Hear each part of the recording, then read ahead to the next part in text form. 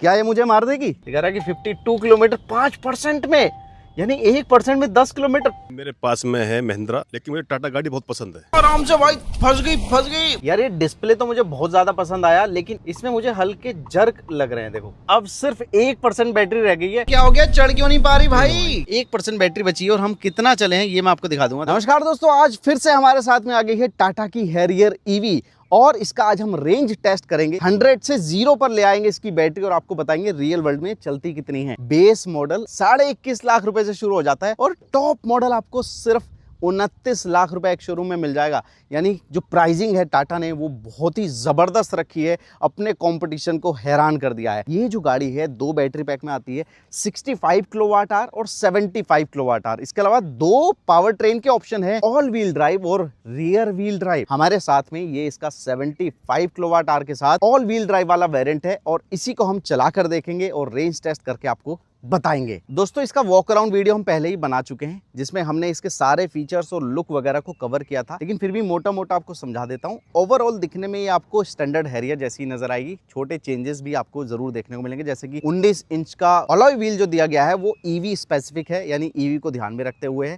साथ ही ईवी की बैजिंग मिल जाएगी कई जगह पे। बाकी आपको ऑल व्हील ड्राइव वाले वेरिएंट में ये QWD डुअल मोटर भी लिखा मिल जाता है। डायमेंशन है वो भी स्टैंडर्ड हैरियर जैसी है, लेकिन कुछ चेंजेस है, जैसे कि इसकी जो लेंथ है वो 2 mm ज्यादा है स्टैंडर्ड से। जो इसकी ऊंचाई है वो 19 mm ज्यादा है हैरियर से, लेकिन जो ग्राउंड क्लियरेंस है 15 mm वो कम रखा गया है स्टैंडर्ड हैरियर से, बैटरी पैक की वजह से। ये जो गाड़ी है टोटल 5 कलर ऑप्शन में आने वाली है और इससे पहले कि हम अपना ट्रिप शुरू करें, सबसे ज्यादा जरूरी है इसके बूट स्पेस को चेक करना, और बूट स्पेस से पहले जरूरी है इसकी चाबी को चेक करना। देखो चाबी कुछ इस तरह की मिलेगी, क्या जबरदस्त चाबी दी है भाई। लग ही नहीं रहा है ये चाबी है, लग रहा है कोई खिलौना है, लेकिन बहुत ही ज्यादा प्यारी भी लग रही है। बूट स्पेस को खोलना है तो सिंपली एक बटन दबाएंगे और इलेक्ट्रिक बूट ओपनिंग आपको मिलने वाली है। ये मिल जाता है इसका 502 लीटर का बूट स्पेस, जिसमें सामान देखो कितना सारा आ जाएगा, काफी गहरा है ये।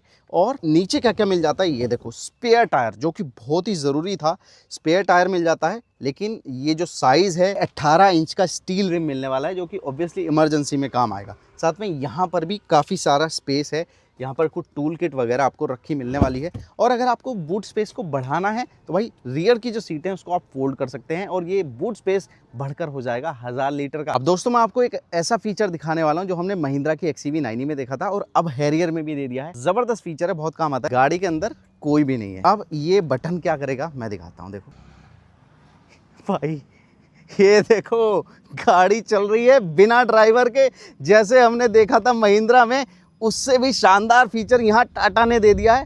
ये फीचर काम आएगा जब आपको गाड़ी को टाइट पार्किंग से बाहर निकालना है और आप गाड़ी के अंदर बैठ नहीं सकते। अब अगर मैं पीछे लेके जाऊं, 3 सेकंड वेट करो और इसका कमाल दिखना शुरू हो जाता है। जैसे ही मैं गाड़ी के पास आऊंगा रुक जाएगी। क्या ये मुझे मार देगी? ये देखो रुक गई।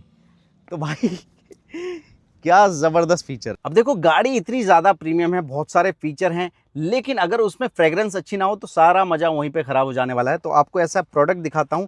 ये है नया बैटमैन कार परफ्यूम, इनवॉल्व के नए सुपर हीरो कार कलेक्शन से। अब देखो ये दिखने में तो काफी ज्यादा यूनिक है ही, इसकी फ्रेग्रेंस भी काफी ज्यादा प्रीमियम है और भाई इन्वॉल्व है तो आपको पता है बेस्ट तो होगा ही, बेस्ट है, इसी वजह से हम आपको दिखा भी रहे हैं। तो अगर आप इसको परचेस करना चाहते हैं तो वेबसाइट का लिंक डिस्क्रिप्शन में दे दूंगा। वहां पर अगर आप मेरा कूपन कोड इस्तेमाल करेंगे विशाल, तो आपको 10% ऑफ भी मिल जाएगा, डिस्काउंट मिल जाएगा। तो भाई बढ़िया फ्रेग्रेंस है, जो भी गाड़ी में बैठेगा एक बार को जरूर पूछेगा कि ये है कौन सा प्रोडक्ट। तो दोस्तों जैसा कि आपको दिख रहा है 99% बैटरी फिलहाल इस गाड़ी में है। ट्रिप मीटर को यहाँ पर हमने 0 पे सेट कर दिया है। ट्रिप बी है उसको भी हम 0 पे सेट कर देते हैं। और इसके अलावा रेंज यहाँ पर 488 किलोमीटर दिखा रहा है। ओडोमीटर में 1676 किलोमीटर ये अब तक चल चुकी है। दोस्तों अभी हम जो है फरीदाबाद में चल रहे हैं और यहाँ से हम दिल्ली के ट्रैफिक में जाएंगे और उसके बाद हम हाईवे पकड़ने वाले हैं। अब देखो बड़े वाले बैटरी पैक की claim range all wheel drive setup के साथ 622 किलोमीटर रखी गई है। बाकी बैटरी पैक और रियर व्हील ड्राइव की रेंज और पावर फिगर्स आप स्क्रीन पर देख सकते हैं।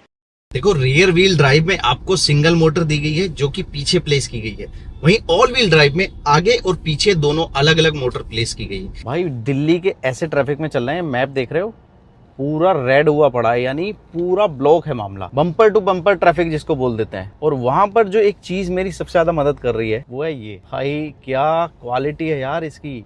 आप रियल का जो IRVM होगा ना, उसमें ये क्वालिटी एक्सपेक्ट नहीं कर सकते। पीछे कैमरा लगाया हुआ है कंपनी ने, और ये सिर्फ IRVM नहीं है डिजिटल, ये डैश कैम भी है। नेविगेशन के लिए इसमें कंपनी ने मैपल ऐप का सपोर्ट दे दिया है। यहाँ से आप ड्रैग करेंगे और ये रहा नेविगेशन।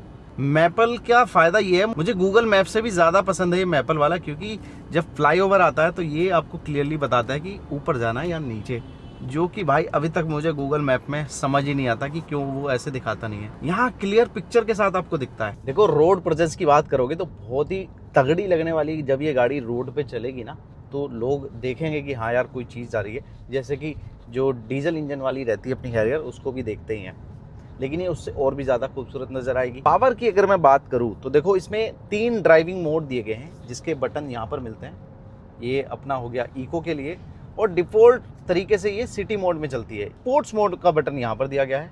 स्पोर्ट्स मोड लगाते ही ना, इस गाड़ी में आपको बढ़िया परफॉर्मेंस मिलने वाली है।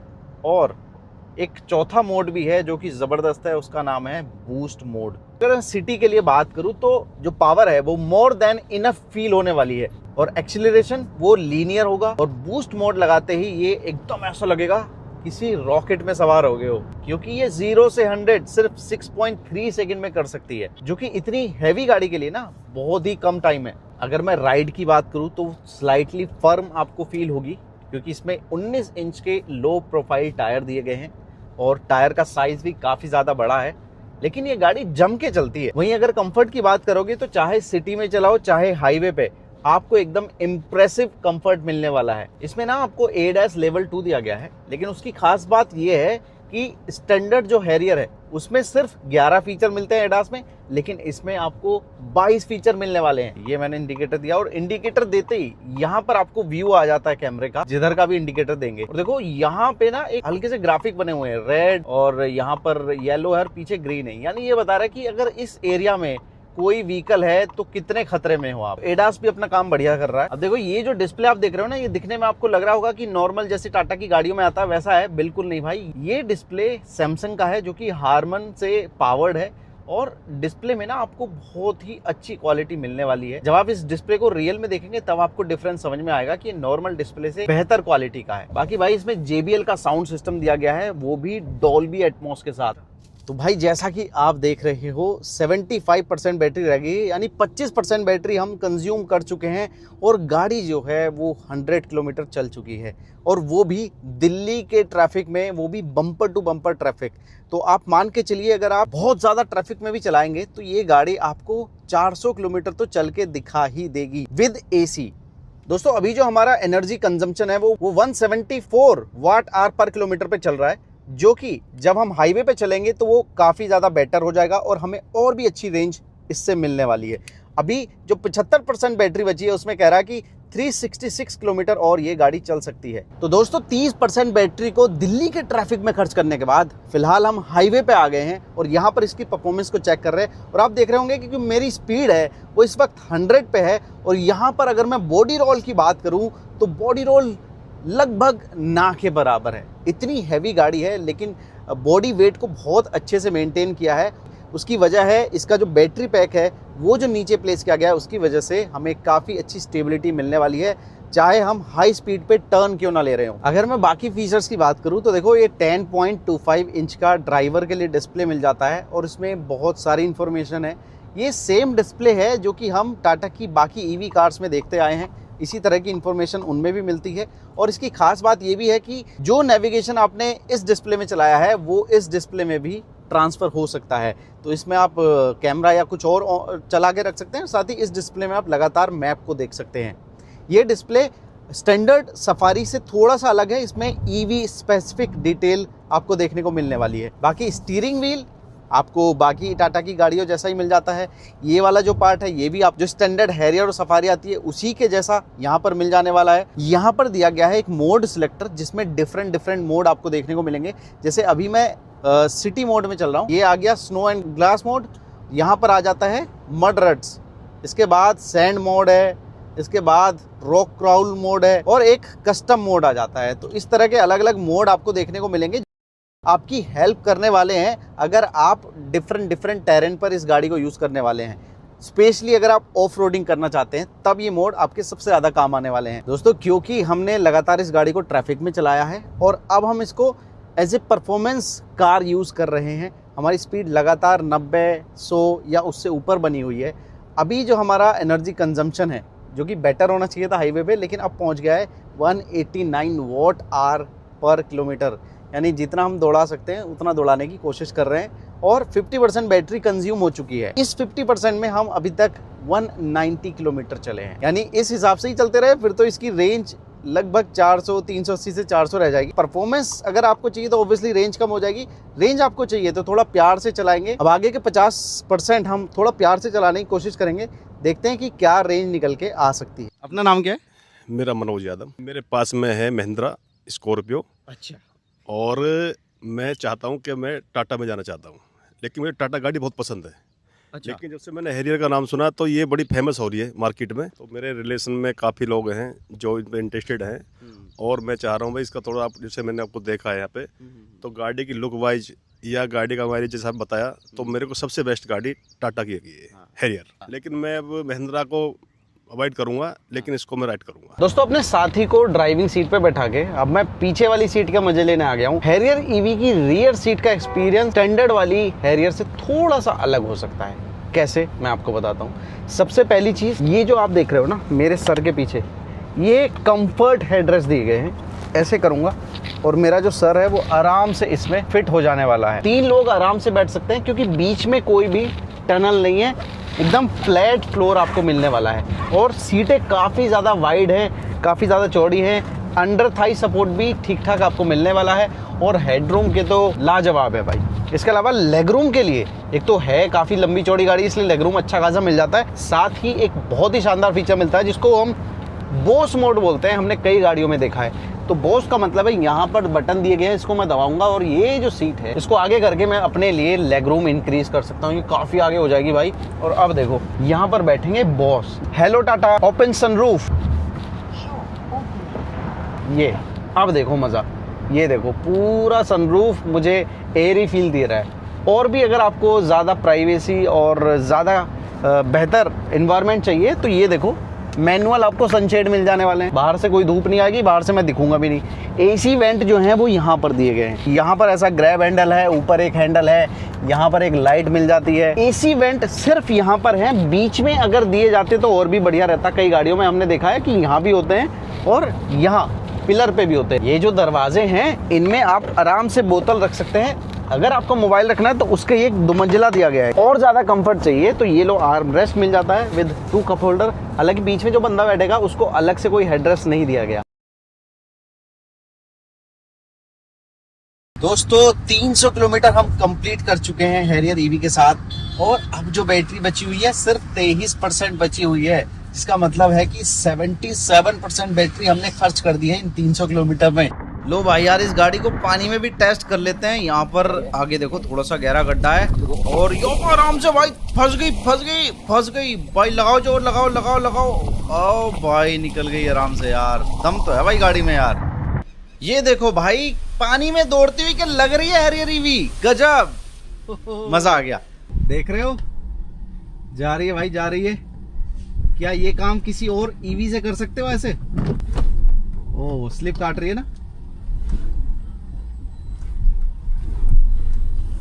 अभी जो है ये स्लिप लगा रही है। यार भाई क्या हो गया, चढ़ क्यों नहीं पा रही भाई? लगता है इसका मोड बदलना पड़ेगा भाई, उसके बाद ही चढ़ पाएगी। खैर हम छोड़ देते हैं, बैटरी बनना खत्म हो जाएगी। तो दोस्तों हम अपनी मंजिल से करीब 40 से 50 किलोमीटर दूर हैं और इसमें 12% बैटरी बची हुई है, ये आप देख रहे होंगे। और रेंज बची है 63 किलोमीटर की। अब मुझे एक चीज़ का डर है कि कहीं टाटा की बाकी ईवी की तरह इसमें भी 10% के बाद टर्टल मोड तो एक्टिवेट नहीं हो जाएगा, क्योंकि मैं चल रहा हूँ इस वक्त हाईवे पे और उसके टर्टल मोड लगने के बाद इसमें जो स्पीड रह जाती है बाकी गाड़ियों में वो मेरे ख्याल से 40 की स्पीड रह जाती है और एसीबी वगैरह सब बंद हो जाता है। तो ये मुझे देखना है कि क्या हैरियर ईवी में भी ऐसा होता है क्या। तो भाई जैसा कि आप देख रहे हो 10% बैटरी होते ही अब इसमें लो परफॉर्मेंस मोड एक्टिवेट हो गया है। अभी लिखा आया था कुछ सेकंड के लिए, फिलहाल वो गायब हो गया है। और अब अगर मैं आपको स्पीड दिखाना चाहूँ, ये आप देखना, मैं पूरा पंजा दबाऊंगा, कहाँ तक जा रही है। स्पीड अच्छी खासी जा रही है भाई, ये अच्छी चीज़ है कि लो परफॉर्मेंस मोड भले एक्टिवेट हुआ है पर स्पीड अभी भी 70 से ऊपर जा रही है आराम से भाई। तो लो परफॉर्मेंस मोड में हम देख रहे हैं हैरियर ईवी में 78, 80 ऐसे स्पीड जा रही है, और हालांकि मुझे जोर ज्यादा लगाने पड़ रहे हैं इस स्पीड पे पहुंचने के लिए। तो ये एक चीज का मुझे डर था कि अगर लो परफॉर्मेंस मोड लग गया और इतनी बड़ी गाड़ी है तो वो 40 पे चलती हुई अच्छी नहीं लगेगी भाई। देखते हैं लास्ट के 10% में, फिलहाल तो दिखा रहा है कि 50 किलोमीटर से ज्यादा चल जाएगी। देखते हैं भाई, क्योंकि अभी 362 किलोमीटर ऑलरेडी हम क्लॉक कर चुके हैं, तो अगर ये 50 ऐड होते हैं तो 410 के आसपास चल जाएगी टोटल। और एक और अच्छी चीज ये है कि 10% के बाद भी एसी अभी भी ऑन है। यार ये डिस्प्ले तो मुझे बहुत ज्यादा पसंद आया, लेकिन एक चीज जो कि मुझे उतनी ज्यादा पसंद नहीं आई, और टाटा की बाकी गाड़ियों में मुझे वो अच्छी लगती है, लेकिन यहाँ पर आप देखोगे, ये देखो आप, ये जो इनका ब्लाइंड व्यू मॉनिटर है ना, इसमें मुझे हल्के जर्क लग रहे हैं। देखो गाड़ी ऐसे रुक रुक के नहीं चलती जैसे इसमें दिख रही है, हल्के झटके ले रही है। मोशन जो है ना वो उतना स्मूथ नहीं है। या तो ये वजह हो सकती है कि हमने इसको बड़े स्क्रीन पे दिखा दिया और बाकी में हम छोटे छोटे एंगल में देखते हैं, या तो ये रीजन हो सकता है। बाकी बड़े पे आ रहा है तो उतना स्मूथ मुझे फील आ नहीं रहा जितना आना चाहिए। तो दोस्तों आप देख रहे होंगे 5% बैटरी रह गई है, और अब इस गाड़ी ने एक साउंड बजाना शुरू कर दिया भाई। टन टनाटन की आवाज आ रही है और ये कह रही है कि भाई अब तो चार्जिंग पे लगा ही लो। मैं ट्रैफिक के बीच में हूँ, आप देख रहे होंगे, और अब यहाँ वाला जो डिस्प्ले है उसने ये दिखाना बंद कर दिया कि वो कितने किलोमीटर चल सकता है। वो देखो ये लिख रहा रिचार्ज, लेकिन अच्छी चीज ये है कि रेंज मुझे यहाँ पे जरूर दिख रही है। ये देखो दिखा रहा है कि 52 किलोमीटर 5% में, यानी 1% में 10 किलोमीटर।